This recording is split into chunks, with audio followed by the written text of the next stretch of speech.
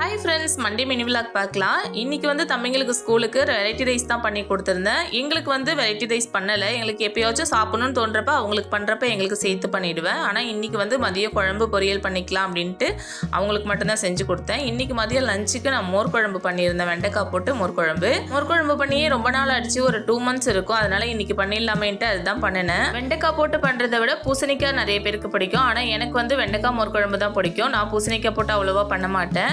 குழம்பு வெரைட்டிலேயே வந்து ரொம்ப ஈஸியான குழம்பு மோர் குழம்பு தான். ரசம் வைக்கிற மாதிரியே தான். ரசம் எப்படி பொங்குறதுக்கு முன்னாடி நம்ம ஆஃப் பண்ணுவோமோ அதே மாதிரி தான் இதுவும். ஏன்னா மற்ற குழம்புனா கொதிக்கிற ப்ராசஸ்லாம் அதில் நிறைய இருக்கும். இது ஒன்றுமே இல்லை. கலந்து விட்டு நம்ம மோர் ஊற்றுனதுக்கு அப்புறம் இறக்கிட வேண்டியதான் கொதி வர்றதுக்கு முன்னாடி. அதனாலே இது ஈஸியான குழம்புன்னு சொல்லுவேன். அதே மாதிரி மோர் குழம்புக்கு எப்போவுமே காரமான சைட் டிஷ் பண்ணால் ரொம்ப நல்லா இருக்கும். நான் இன்னைக்கு என்ன பண்ணியிருந்தேன்னா முட்டை தொக்கும் எண்ணெய் கத்திரிக்காய் தொக்கும் பண்ணியிருந்தேன்.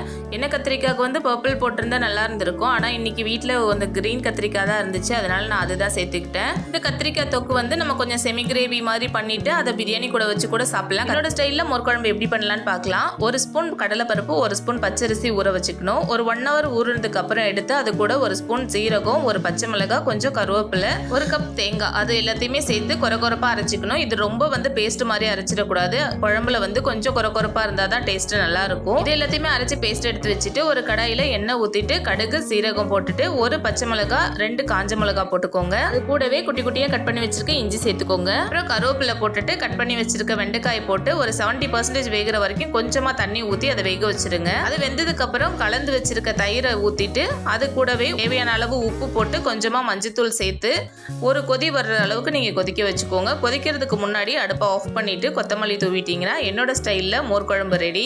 கண்டிப்பாக இதை செஞ்சு பாருங்க, ரொம்பவே சூப்பராக இருக்கும். எங்கள் வீட்டில் வந்து எப்போவுமே நான் பண்ணுற மோர் குழம்புனா எல்லாருக்குமே ரொம்ப பிடிக்கும். அதனாலேயே அடிக்கடி பண்ணி கொடுக்க சொல்லுவாங்க. இடையில அதை மறந்துட்டாங்க போல.